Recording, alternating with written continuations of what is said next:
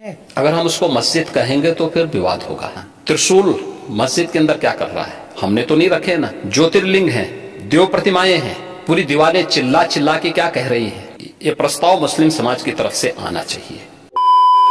Hello friends, welcome to our channel. మన పురాణాలు ఇతిహాసాల ప్రకారం ఒకసారి శ్రీ మహావిష్ణువు బ్రహ్మదేవుళ్ళు ఇద్దరూను నేను గొప్ప అంటే నేను గొప్ప అని వాదించుకుంటూ ఉంటారు. అప్పుడు అక్కడ సడన్ గా శివుడు ప్రత్యక్షమై ఒక లింగ రూపంలోకి మారి ఒక వెలుగును ప్రసరిస్తారు.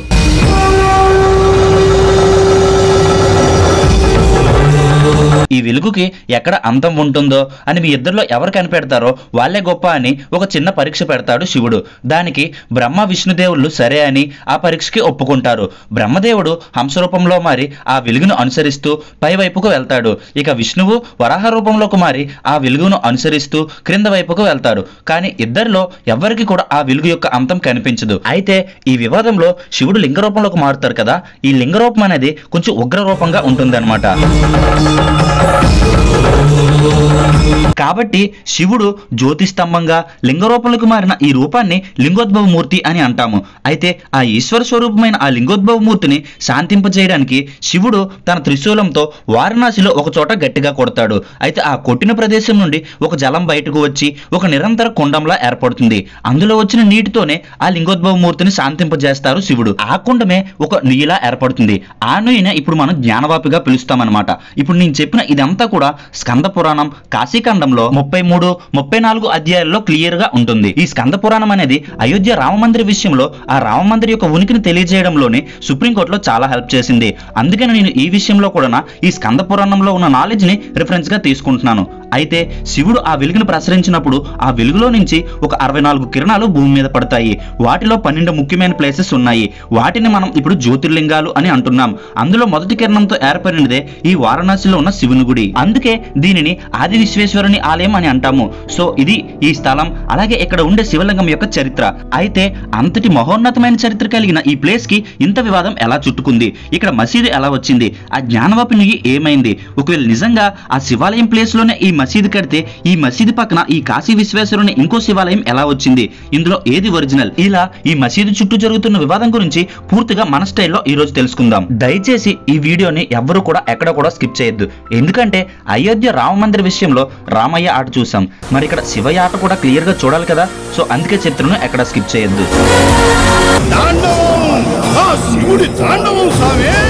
ఈ వివాదం గురించి తెలుసుకునే ముందు ఈ జ్ఞానవాపి మసీదు ఎక్కడుందో చూద్దాం. ఇది ఉత్తరప్రదేశ్ లో ఒకప్పుడు కాశీ అని పిలువబడే వారణాసి సిటీలో గంగానదికి దగ్గరలో ఉన్న కాశీ విశ్వనాథుని ఆలయంకి పక్కనే ఉంటుంది ఈ మసీదు. అలాగే ఇప్పుడు ఈ మసీదుని జ్ఞానవాపి మసీదు అని పిలుస్తున్నాం కదా, నిజానికి ఈ జ్ఞానవాపి అనే పదం ఇస్లాంది కాదు, ఇది చక్కటి సంస్కృతం పేరు. ఈ జ్ఞానవాపి అనే పేరుకి అర్థం ఏంటంటే, జ్ఞానవాపి అనే పేరులో జ్ఞాన అంటే జ్ఞానం అని అర్థం, అలాగే వాపి అంటే నుయ్యి అని అర్థం, అంటే జ్ఞానంతో కూడిన ఒక నుయ్యి అని అర్థం. ఇక ఈ వివాదం గురించి తెలియాలంటే మనం చరిత్రలో చాలా వెనక్కి వెళ్ళాలి. దాదాపుగా 5th సెంచరీ అది. ఆ 5th సెంచరీలో రాజా విక్రమాదిత్య కాశీలో ఈ శివుని టెంపుల్ నిర్మించారు. ఆ తర్వాత 1193, 94 సంవత్సరాల్లో ఈ కాశీని జయచంద్ర అనే హిందూ రాజు పాలిస్తుండేవారు.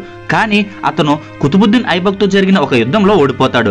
దాంతో ఈ కాశీనగరం అంతా ఆ ముస్లిం రాజు చేతిలోకి వెళ్ళిపోతుంది. ఆ తర్వాత ఆ ముస్లిం రాజు పాలనలో ఎన్నో హిందూ దేవాలయాలు కూల్చేస్తారు. అందులో ఈ కాశీ విశ్వనాథుని ఆలయం కూడా ఒకటి. ఆ తర్వాత 1296వ సంవత్సరంలో కొందరు హిందూ రాజులు కలిసి ఒక్కటిగా చేరి ఆ గుడిని తిరిగి ఎలాగోలా కష్టపడి నిర్మిస్తారు. ఆ తర్వాత మళ్ళీ 1446వ సంవత్సరం నుంచి 1456వ సంవత్సరం మధ్యలో ఈ నగరం మహమ్మద్ షర్కి అనే ఒక ముస్లిం రాజు ఆధీనంలో ఉంటుంది. అయితే ఆ ముస్లిం రాజు మళ్ళీ వెంటనే ఆ గుడిని ధ్వంసం చేస్తారు. ఇది రెండోసారి అన్నమాట. దీని తర్వాత 1570వ సంవత్సరంలో ఒక యుద్ధంలో రాజా తొదర్మల్ ఆధీనంలోకి ఈ నగరం వస్తుంది. అతను మళ్ళీ ఈ గుడిని చాలా కష్టపడి కట్టిస్తారు. ఆ తర్వాత మళ్ళీ వెంటనే ముస్లిం రాజులు వచ్చి ఈ గుడిని కోల్చడం, మళ్ళీ రాజా మాన్సింగ్ అనే ఒక హిందూ రాజు వచ్చి ఈ గుడిని కట్టించడం జరిగింది. అలా కొద్ది సంవత్సరాల తర్వాత అంటే 1669వ సంవత్సరంలో ఈ నగరం మొఘల్ రాజు అయిన ఔరంగజేబ్ ఆధీనంలోకి వచ్చింది. అయితే ఆ టైంలో ఈ జ్ఞానవాపి నెయ్యి ఉన్న ఈ శివ టెంపుల్లో సనాతన ధర్మం బోధించేవారు. ఇక్కడ చదువుకోవడానికి దేశ నలుమూల నుంచి, ప్రపంచ నలుమూల నుంచి కూడా చాలా మంది వివిధ మతస్థులు కూడా వచ్చేవారు. అంటే ఫర్ ఎగ్జాంపుల్ మీకు నలంద యూనివర్సిటీ గురించి వినే ఉంటారుగా, సో అలా అన్నమాట.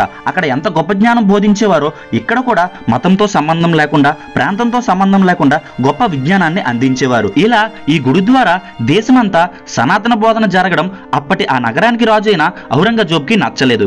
దాంతో ఆ టెంపుల్ ని ధ్వంసం చేయమని ఆదేశాలు ఇచ్చారు. ఆ ఆదేశాలతో ఔరంగజేబు యొక్క అనుచరులు ఆ శివాలయంతో పాటు ఆ టైంలో అక్కడ ఉన్న మిగతా హిందూ టెంపుల్స్ అన్ని కూడా కూల్చేశారు. అలా ఆ శివ టెంపుల్ ని కూల్చేసిన ప్రదేశంలో ఒక మసీదుని నిర్మించారు. నిజానికి ఈ శివాలయాన్ని పూర్తిగా ధ్వంసం చేయకుండానే ఇక్కడ ఒక మసీదు నిర్మించారు. ఈ మసీదు ఒక పక్క గోడను చూడండి, పక్క హిందువుల ఆలయం యొక్క స్ట్రక్చర్ ఎలా ఉంటుందో అలానే ఈ గోడ కూడా ఉంటుంది. ఈ గోడ పైన శృంగారదేవి అమ్మవారి రూపం కూడా ఉంటుంది. సో అలా అదంతా జరిగిపోయిన తర్వాత ఆ మసీదుని మొదట్లో ఆలంగరి మసీదు అని పిలిచేవారు. ఆ తర్వాత ఏమైందో గానీ అక్కడ ఉన్న జ్ఞానవాపి నెయ్యి పేరుతోనే జ్ఞానవాపి మసీదుగా పిలవడం స్టార్ట్ చేశారు. అదే ఇప్పుడు వివాదంలో ఉన్న ఈ మసీదు. ఆ తర్వాత అంటే ఔరంగజేబు పరిపాలన తర్వాత 1780వ సంవత్సరంలో ఆ ప్రదేశం బ్రిటిషర్స్ చేతిలోకి వచ్చింది. అయితే బ్రిటిషర్స్ తో కొన్ని ఒప్పందాలు చేసుకుని అప్పటి మరాఠా రాజులు ఈ ప్రదేశాన్ని స్వాధీనం చేసుకున్నారు. అయితే చివరికి ఎలాగోలా ఈ ప్రదేశం మళ్ళీ హిందూ రాజుల చేతిలోకి వచ్చింది కాబట్టి అక్కడ ఒకప్పుడు ఉండే శివాలయం నిర్మించాలని చాలా మంది కోరారు. కానీ దాని వలన హిందూ ముస్లిమ్స్ మధ్య పెద్ద పెద్ద గొడవలు జరుగుతాయని భవిష్యత్తును దృష్టిలో ఉంచుకొని ఆ మసీదుకు ఆనుకొని ఉన్న స్థలంలో ఒక శివ టెంపుల్ నిర్మించారు. అదే మనం ఇప్పుడు పిలుస్తున్న కాశీ ఆది విశ్వేశ్వరుని గుడి. అయితే ఆ మసీదు ఉన్న అసలైన ప్లేస్ లో కాకుండా మసీదు పక్కన శివాలయాన్ని కట్టడం కొంతమంది హిందువులకి నచ్చలేదు. దాంతో అక్కడ అంత కష్టపడి ఆ మరాఠా రాజులు తిరిగి శివాలయాన్ని కట్టారు కానీ హిందూ ముస్లిమ్స్ మధ్య గొడవలు మాత్రం ఆగలేదు. అలా కొన్ని సంవత్సరాల తర్వాత ఒకసారి హిందూ ముస్లిమ్స్ మధ్య ఒక పెద్ద గొడవ వచ్చింది. ఆ గొడవలో ముస్లిమ్స్ హద్దు మీరి మరి హిందువులు ఎంతో పవిత్రంగా పూజించే ఒక ఆవుని హిందువుల ముందే చంపి ఆ జ్ఞానవాపి నెయ్యిలో పడేస్తారు. దాంతో హిందువుల్లో ఒక్కసారిగా అగ్నిజ్వాల అంటుకుంటుంది. అయోధ్యలో ఉన్న బాబ్రీ మసీదుని ఎలా అయితే కూల్చారో అలానే ఈ మసీదుని కూడా కూల్చబోయారు. కాకపోతే అప్పటికే బ్రిటిష్ వారు వచ్చి అడ్డుకున్నారు. కానీ అప్పటికే ఆ గొడవలో చాలా మంది ప్రాణాలు కోల్పోయారు. ఆ తర్వాత 1959లో హిందూ మహాసభ అనే ఒక గ్రూపు ఎవ్వరికీ కనపడకుండా ఒకరోజు మసీదులోకి వెళ్లి శివుని పూజలు చేశారు. ఇది ముస్లిమ్స్ చూసి పెద్ద గొడవ కూడా అయ్యింది. అలా కాలక్రమేణా గొడవలు అవుతూనే ఉన్నాయి. మరోపక్క అదే ఉత్తరప్రదేశ్ రాష్ట్రంలో అయోధ్య రామ మందిర వివాదం కూడా గట్టిగా నడుస్తుంది. అయితే ఆ అయోధ్య రామ మందిర విషయంలో హిందువుల తరపున పోరాడుతున్న విహెచ్పి అంటే విశ్వ హిందూ పరిషత్ అనే ఒక సంస్థ ఇక్కడ కూడా ఈ శివ టెంపుల్ కోసం 1984లో ఒక కేసు వేశారు. ఇది హిందువులకు సంబంధించిన శివాలయం ఉండే ఒక ప్రదేశం. ఇక్కడ అక్రమంగా అప్పటి ముస్లిం రాజులు ఈ శివాలయాన్ని కూల్చేసి మరీ ఒక మసీదుని కట్టారు. కాబట్టి ఈ మసీదు స్థలాన్ని తిరిగి హిందువులకి అప్పగించేయాలని విహెచ్పి వాళ్ళు కోర్టులో ఒక కేసు వేశారు. ఆ కేసు అలానే కొన్ని సంవత్సరాల పాటు కోర్టులో ఉండిపోయింది. ఆ తర్వాత 1991లో పివి నరసింహారావు గారు మన దేశానికి ప్రధానిగా ఉన్నప్పుడు ఆయన ఇలాంటి వివాదాలన్నింటికి సంబంధించి 1991 సెప్టెంబర్ 18న ఒక ముఖ్యమైన చట్టాన్ని తీసుకొచ్చారు. అదే ప్లేసెస్ ఆఫ్ వర్షిప్ యాక్ట్. ఆ చట్టం ప్రకారం 1947 ఆగస్టు 15 అంటే మనకు స్వాతంత్రం వచ్చిన తర్వాత నుంచి మన దేశంలో రిలీజియస్ పరంగా పూజలు చేసుకునేవి, ప్రార్థించుకునేవి ఏమైనా సరే అవి మసీదులు కానీ, చర్చిలు కానీ, గుడులు కానీ అవి ఎలా ఉంటే అలానే ఉండాలి. అంటే ఆ ప్రదేశంలో ఇంతకుముందు మా గుడి ఉండేది, మా మసీదు ఉండేది, ఇప్పుడు వాళ్ళ మతానికి సంబంధించింది కట్టుకున్నారు కాబట్టి మా ప్రదేశం మాకు ఇచ్చేయాలి అంటే చెల్లదన్నమాట. సో ఆ చట్టం ప్రకారం విహెచ్పి వాళ్ళు వేసిన కేసుని కోర్టు కొట్టుపడేసింది. ఎందుకంటే అది ఒకప్పటి శివాలయం ఉండే ప్రదేశం అయినా సరే హిందువులు దానికోసం వాదిస్తున్నా సరే అక్కడ ప్రజెంట్ ఒక మసీదు ఉంది, సో అది అలానే ఉంటుంది అని ఆ కేసును కొట్టిపడేశారు. అయితే ఇక్కడ మీ అందరికీ ఒక డౌట్ రావచ్చు, మరి అయోధ్య రామ మందిరం కేసుని ఎందుకు కొట్టేయలేదు అని. ఎందుకంటే చట్టం తేకముందు నుంచి ఆ వివాదం కోర్టు పరంగా నడుస్తుంది కాబట్టి. అలాగే ఆ రామ మందిరానికి సంబంధించి బ్రిటిష్ వారు ఉన్నప్పుడే అంటే మనకి స్వాతంత్రం రాకముందే ఒక పిటిషన్ కూడా దాఖలై ఉంది. అందులోనూ మనకి స్వాతంత్రం వచ్చిన తర్వాత నుంచి అక్కడ బాబ్రీ మసీద్ స్థలంలో ముస్లిమ్స్ ఇంకా హిందువులు కూడా పూజించుకునేవారు. సో ఆ ప్లేస్ కోసం అప్పటికే ఇరు మతస్థులకు సగం సగం హక్కు ఉండేది. కానీ ఇక్కడ ఈ జ్ఞానవాపి మసీదులో 1947 తర్వాత ఓన్లీ ముస్లింసే ప్రార్థించుకునేవారు. హిందువులు ఆ ప్రదేశం మాదే అని వాదిస్తున్నారు కానీ ఇంకా ఆ ప్రదేశంలోకి ప్రవేశం పొందలేదు. ఆ ప్రదేశానికి సంబంధించిన ఆధారాలను కూడా నిరూపించుకోలేదు. అలాగే ఆ ప్లేసెస్ ఆఫ్ వర్షిప్ యాక్ట్ 1991లో క్లియర్ గా అయోధ్య రామ మందిరానికి మినహాయింపు ఇస్తున్నట్లు కూడా రాశారు. అంటే ఆ చట్టం మన దేశంలో కేవలం ఒక అయోధ్యలో ఉన్న ఈ రామ మందిరానికి మాత్రం చెల్లదు అని అర్థం. అయితే ఆ చట్టం తెచ్చిన అదే సంవత్సరంలో సరిగ్గా ఒక నెల తర్వాత అంటే 1991 అక్టోబర్ 15లో హరిహర్ పాండే, సోమనాథ్ వ్యాస్, ప్రొఫెసర్ రామ్రంగ్ శర్మ అనే ఒక ముగ్గురు వ్యక్తులు డిస్ట్రిక్ట్ కోర్టులో అక్కడ ఉన్న మసీదును తొలగించి ఆ ప్రదేశాన్ని హిందువులకు అప్పగించాలని స్వయంభు జ్యోతిర్లింగ భగవాన్ విశ్వేశ్వర్ అంటే సాక్షాత్తు ఆ ఈశ్వర్ తరపున కోర్టు వారిని కోరుతున్నామని ఒక కేసు వేశారు. అయితే ఆ కేసు అలా సంవత్సరాల పాటు ఎటువంటి ప్రోగ్రెస్ లేకుండా పెండింగ్ లోనే ఉండిపోయింది. మరోపక్క అయోధ్య రామ మందిర వివాదంతో దేశం మొత్తం గందరగోళంగా ఉంది. అప్పటికి ఈ జ్ఞానవాపి మసీద్ ఇష్యూ గురించి దేశం అంతటా అంతగా తెలియదు. సో ఈ ఇష్యూని ఇంకా పెద్ద చేస్తే గొడవలు ఇంకా పెరిగిపోతాయనే ఉద్దేశంతోనో ఏమో మరి ఈ జ్ఞానవాపి మసీద్ ఇష్యూని పక్కన పెట్టేశారంటే పూర్తిగా వదిలేదు, కాకపోతే ఎటువంటి ప్రోగ్రెస్ లేకుండా అలా ఉండిపోయింది. 2019లో సుప్రీంకోర్టులో రామ మందిర వివాదం తీరిపోయిన తర్వాత అదే 2019వ సంవత్సరంలో విజయశంకర్ రస్తోగి అనే లాయర్ హిందువుల తరపున 1991లో ఒక ముగ్గురు ఈ జ్ఞానవాపి స్థలం కోసం కేసు వేశారన్నాను కదా. సో ఆ కేసుకి కంటిన్యూస్ గా ఈ జ్ఞానవాపి మసీదు కోసం ఆ 2019లోనే ఈ రస్తోగి అనే లాయర్ ఇంకో కేసు వేశారు. అదేంటంటే మాకు ఈ ప్రదేశం నిరూపించుకోవడానికి అయోధ్య రామ మందిరం లాగా ఒక సర్వే చేపించండి అని.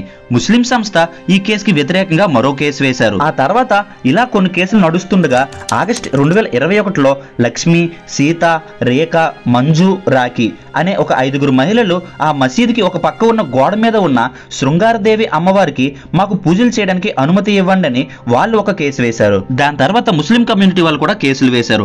అలా కొన్ని కేసులు నడిచాక కొన్ని వాదనలు విన్న తర్వాత సివిల్ జడ్జి ఆ మసీదులో ఒక మ్యాండేటరీ సర్వే చేయాలని తీర్పునిచ్చింది. మ్యాండేటరీ సర్వే అంటే కోర్టు తరపున కొందరు లాయర్లు, ఇరు వర్గాల వారు లాయర్లతో పాటు వెళ్ళి ఆ ప్రదేశాన్ని పరిశీలిస్తారు. సో 2022 మేలో కొంతమంది లాయర్స్ సర్వే చేయడానికి వెళ్లారు. అందులో భాగంగానే ఆ మసీదు లోపల అంతా వీడియోగ్రఫీ సర్వే చేస్తుండగా ఆ మసీదులో ముస్లిమ్స్ కాళ్ళు కొడుక్కునే చోటు ఒకటి ఉంటుంది. దానినే వారు వాజుఖానా అని పిలుస్తారు. అదే ఈ జ్ఞానవాపి నుయ్యి కూడా. సో ఆ నుయ్యిలో క్రిందన వారికి ఒక శివలింగం కనిపించింది. దాన్ని బయటికి తీపించి వీడియోలో షూట్ చేశారు కూడా. ఆ వీడియో ఆ టైంలో ఇంటర్నెట్ లో చాలా వైరల్ అయింది. దాంతో దేశం మొత్తం ఒక్కసారిగా మళ్ళీ షాక్ అయింది. ఎందుకంటే అంతటి పవిత్రమైన శివలింగం ఉన్న బావి దగ్గర ఇన్ని రోజులు ఈ ముస్లిమ్స్ కాళ్ళు కడుక్కున్నారా అని చాలా హిందూ సంస్థలు కోపంతో రగిలిపోయాయి. కానీ ముస్లిమ్స్ మాత్రం అది శివలింగం కాదని, అది జస్ట్ ఒక వాటర్ ఫౌంటైన్ అని, రోడ్డు మీద ఇలా గుండ్రంగా ఉండే రాళ్ళు చాలా ఉంటాయి, అవన్నీ శివలింగాలు అయిపోతాయా ఏంటి అని కొంచెం వెటకారంగానే డిఫెండ్ చేసేవారు. ఏది ఏమైనా కానీ ఇరు మతస్థుల మధ్య గొడవలు పెద్దవకూడదని శివలింగం దొరికిన ఆ వాజుఖానా అనే ప్లేస్ ని కంప్లీట్ గా క్లోజ్ చేసేశారు. అయితే ఆ సర్వే చేసిన లాయర్స్ మేము ఇక్కడ ఒక శివలింగ ఆకారాన్ని కనిపెట్టాం, ఇది చాలా పురాతనమైనది, హిందువులు పూజించే శివలింగం లాగే ఉంది అని చెప్పారు. దాంతో విహెచ్పి సంస్థ వాళ్ళు ఇక్కడ శివలింగం ఉంది అంటే ఒకప్పుడు ఇక్కడ హిందువులు పూజలు చేసేవారు. సో అలాంటప్పుడు ఈ ప్రదేశం హిందువులకే చెందుతుంది, ఈ జ్ఞానవాపి ప్రదేశానికి ప్లేసెస్ ఆఫ్ వర్షిప్ యాక్ట్ కూడా చెల్లదు అని గట్టిగా వాదించారు. లాయర్ విజయశంకర్ రస్తోగి కూడా ఈ మసీదు కింద ఎట్టి పరిస్థితుల్లో ఆర్కియాలజికల్ సర్వే చేయించాలని డిమాండ్ చేశారు. దాంతో సుప్రీంకోర్టు రంగంలోకి దిగి ఏఎస్ఐ అంటే ఆర్కియాలజికల్ సర్వే ఆఫ్ ఇండియాని అపాయింట్ చేసింది. 2023 ఆగస్టులో ఏఎస్ఐ వాళ్ళు ఆ మసీదు కింద సర్వే చేయడం స్టార్ట్ చేశారు. అలా చివరికి కిందటి నెల అంటే జనవరి 2024కి వాళ్ళ సర్వేను ముగించి ఒక 839 పేజీల రిపోర్ట్ ని తయారు చేసి పైకి పంపించారు. ఇప్పుడు ఆ రిపోర్ట్ లో ఏముందో క్లియర్ గా సింపుల్ గా చెప్తాను వినండి. ఈ మసీదు క్రింద 54 పురాతన హిందూ రాతి శిల్పాలు ఉన్నాయి. శివలింగాలు, విష్ణుమూర్తివి, వినాయకుడివి, హనుమాన్వి, కృష్ణుడివి, నందీశ్వరునివి, ఇలా చాలా హిందువులు పూజించే దేవుళ్ళ విగ్రహాలు దొరికాయి. అలాగే ఆ మసీదు క్రింది భాగంలో గోడల మీద ఓం, స్వస్టిక్ లాంటి చాలా హిందూ గుర్తులు కూడా గుర్తించారు. ఇంకా తెలుగు, తమిళ్, కన్నడ, దేవనగిరి ఇలా చాలా భాషల్లో రాసిన గ్రంథాలు, శాసనాలు కూడా దొరికాయి. అంటే ఒకప్పుడు ఇక్కడ ఒక శివాలయం ఉండేది. శివాలయం మాత్రమే కాదు, ఇందాక మనం చెప్పుకున్నట్లు ఈ వివిధ భాషల్లో దొరికిన గ్రంథాలు, శాసనాలు బట్టి చూస్తే ఇక్కడ విద్యా బోధన కూడా జరిగేది. ఇవన్నీ ఆ మసీదు క్రింద దొరకడానికి ఒకే ఒక కారణం, ఔరంగజేబ్ ఆ మందిరాన్ని పూర్తిగా ధ్వంసం చేయకుండా మసీదు నిర్మించడం. ఈ 839 పేజీల ఏఎస్ఐ రిపోర్ట్ ని అందరికీ తెలియాలనేసి పబ్లిక్ డొమైన్ లో కూడా పెట్టేశారు. సో ఈ రిపోర్ట్ తర్వాత కోర్టు ఆ మసీదు లోపల హిందువులు పూజలు చేయడానికి అనుమతి ఇచ్చింది. కోర్టు ఇలా అనుమతి ఇచ్చిందో లేదో కేవలం 2 రోజుల్లోనే 2.5 లక్షల మంది హిందువులు ఆ మసీదు లోపల పూజలు చేశారు. కేవలం మసీదు లోపల మాత్రమే. మసీదు బయట ఉన్న వాజుఖానా మాత్రం ఇంకా రిస్ట్రిక్షన్లోనే ఉంది. అయితే లాయర్ విజయశంకర్ మాత్రం మసీదు లోపల ఎలా అయితే ఏఎస్ఐ సర్వే జరిగిందో అలాగే ఆ వాజుఖానా ఏరియాలో ఉన్న అంటే ఆ నుయ్యి కిందను కూడా ఏఎస్ఐ సర్వే జరగాలని కోర్టుని డిమాండ్ చేశారు. అలాగే ఈ మసీదు స్థలం ఒకప్పుడు హిందువులు పూజించుకునే శివాలయం ఉండే ప్రదేశమని, సో ఈ మసీదు స్థలాన్ని ఎట్టి పరిస్థితుల్లోనూ హిందువులకి అప్పగించాలని కోర్టుని డిమాండ్ చేశారు. ముస్లిం కమ్యూనిటీ వాళ్ళు కూడా వాళ్ళ డిమాండ్లు వాళ్ళ వాదనలు కోర్టుకి వినిపిస్తూనే ఉన్నారు. మరి కోర్టు ఇప్పుడు ఏం చేస్తుందో చూడాలి. వర్షిప్ ఆఫ్ యాక్ట్ కింద ఈ కేసు ఆగిపోతుందా, లేదా అక్కడ హిందూ దేవాల విగ్రహాలు దొరికి అది ఒకప్పటి శివాలయమే అని రుజువైంది కాబట్టి, అంటే హిందువులకి కూడా అక్కడ అధికారం ఉంది కాబట్టి ఆ ప్రదేశాన్ని హిందువులకి ఇచ్చేస్తారో చూడాలి. ఇందాకలా నేను వీడియో మధ్యలో చెప్పినట్లు ఆ శివయ్య ఎలా ఆడిస్తారో చూడాలి. మరి త్రిపురనాశక రక్షకుడు శివుడు. సో ఇదే ఫ్రెండ్స్ ఇవాల్టి వీడియో. ఈ అయోధ్య రామ మందిర వివాదం కానీ లేదా ఇప్పుడు నడుస్తున్న ఈ కాశీ శివాలయం వివాదం కానీ ఈ రెండూ జరిగిన ఇదే ఉత్తరప్రదేశ్లో ఉన్న కృష్ణ జన్మభూమిలో కూడా అప్పటి ముస్లిం రాజులు ఒక మసీదు నిర్మించారు. సో ఆ వివాదం కూడా గట్టిగానే నడుస్తుంది. నేను నా నెక్స్ట్ వీడియో ఆ వివాదం గురించే చేస్తున్నాను. సో ఈ వీడియో లాగే ఆ వీడియోలో కూడా ఇంట్రెస్టింగ్ ఎక్స్ప్లెనేషన్ ఉంటుంది. సో మీకు ఈ వీడియోలో నా ఎక్స్ప్లెనేషన్ నచ్చినట్లయితే ఖచ్చితంగా క్రింద రెడ్ కలర్లో కనిపిస్తున్న సబ్స్క్రైబ్ బటన్ పై క్లిక్ చేసి పక్కన ఉన్న బెల్ ఐకాన్ని యాక్టివేట్ చేసుకోండి. అలాగే ఈ వీడియో నచ్చితే లైక్ చేయండి. అలాగే ఈ వీడియోని మీ ఫ్రెండ్స్ అండ్ ఫ్యామిలీకి షేర్ చేసి మన ఈ ఛానల్కి సపోర్ట్ చేయండి.